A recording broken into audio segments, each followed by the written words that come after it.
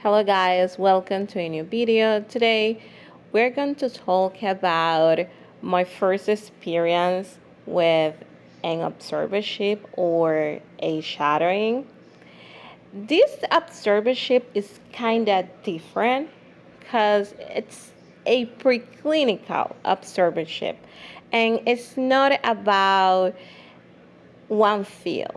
It was about multiple fields. So I was like, why not? Let's talk about a little bit about it. So it was 2020. This year was like the struggle is real, no gains. And I was looking for opportunities. I was looking for things to do in the middle of a pandemic. So I was doing the website, the Worldwide Health Organization, has a bunch of courses. And I was doing different stuff from there, from that website. But I was like, oh, let's see if I can do any online experience. So I was researching for stuff and I found this opportunity. It was an online observership and you have to sign out and everything.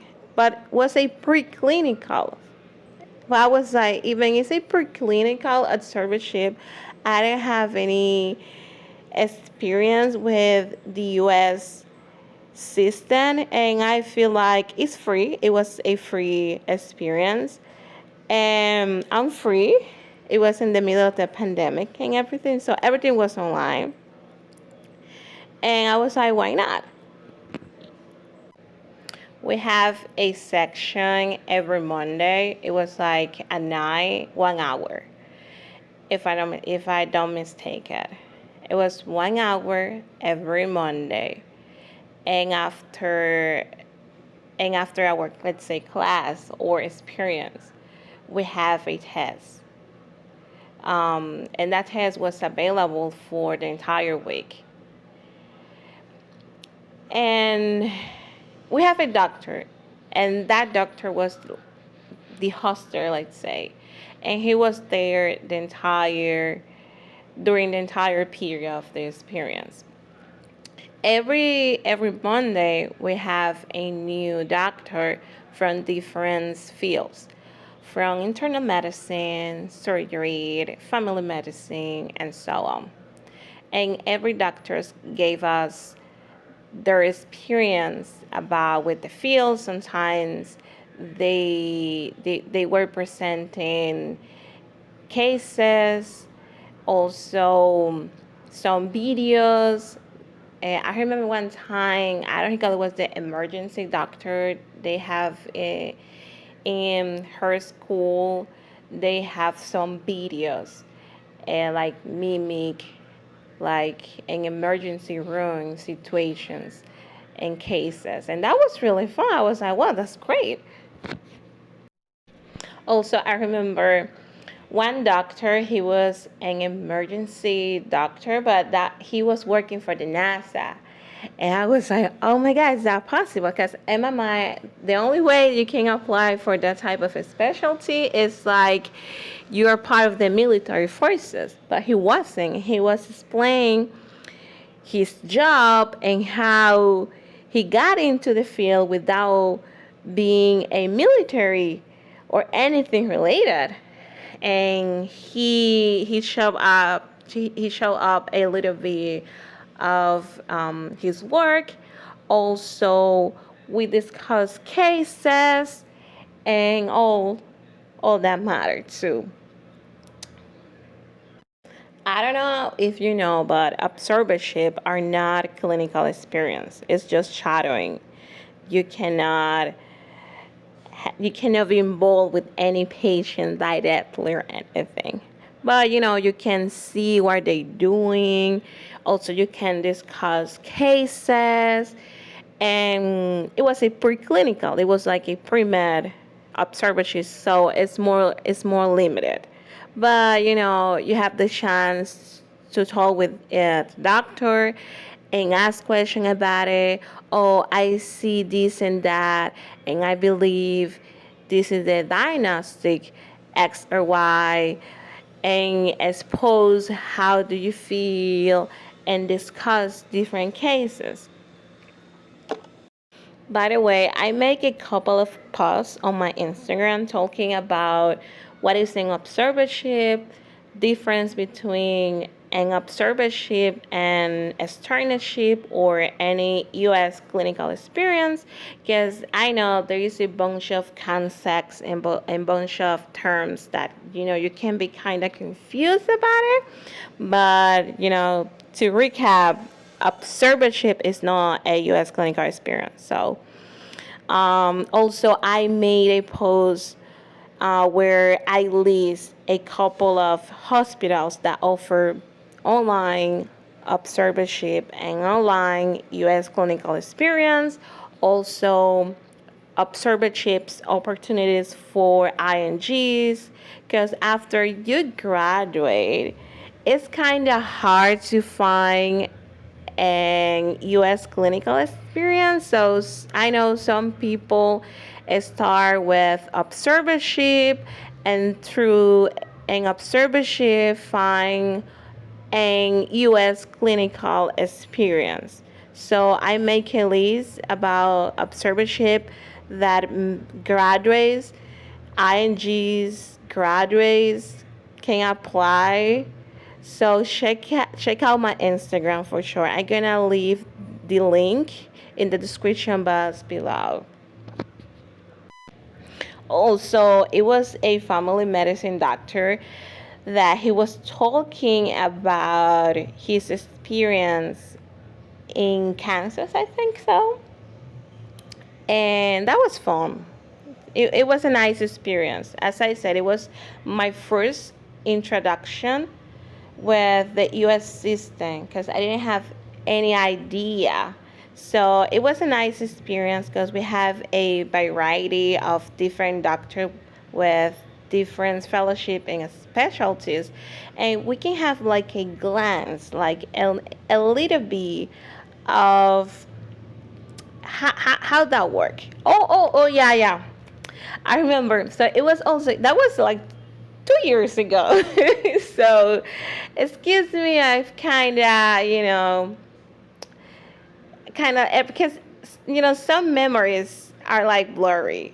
So excuse me if sometimes I'm talking about something then jump back and forth. So it was a neurology, and he was from Russia. That was awesome because he was a neurology, and he has a PhD in neurology, and he have a bunch of research and stuff.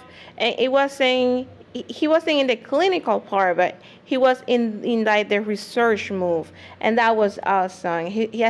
She was from Russia, and he talked about his experience in the research field with neurology, and he talking about Parkinson and Alzheimer, and that he was doing research in that field, like between Alzheimer and I think language skills, and that was awesome.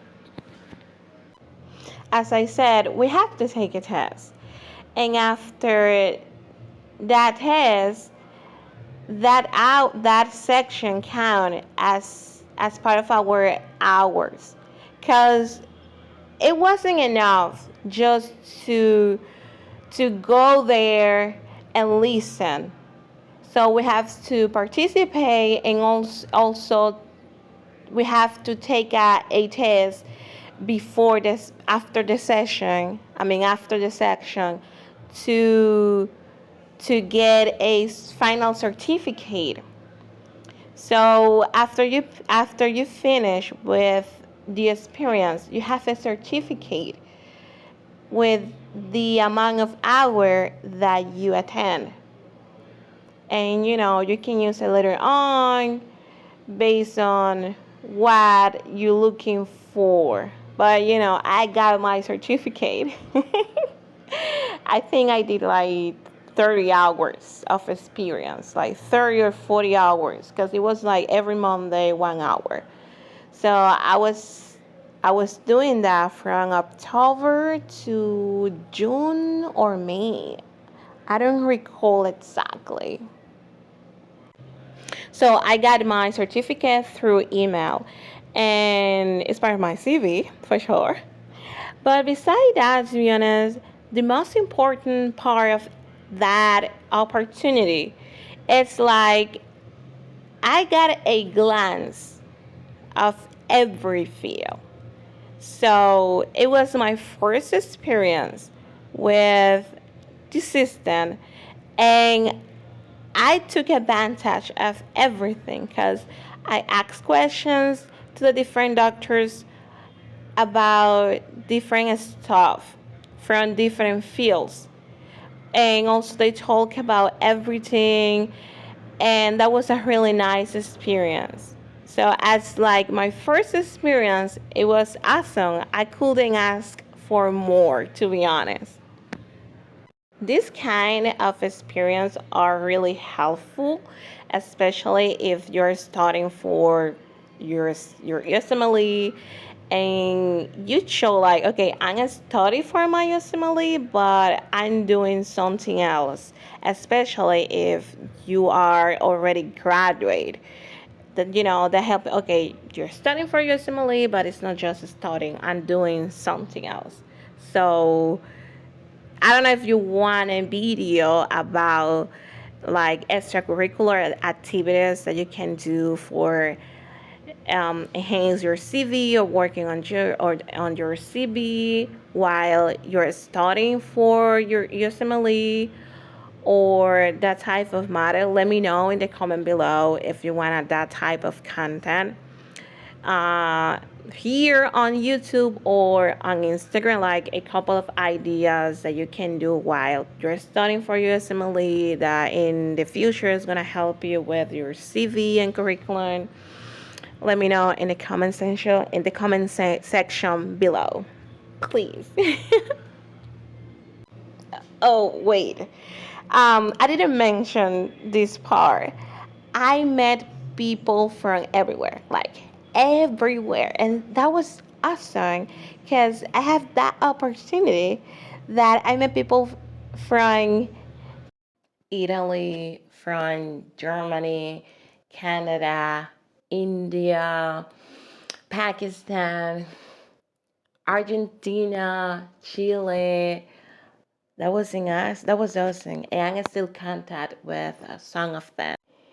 It was a multicultural experience, 100%, and I made new friends plus education.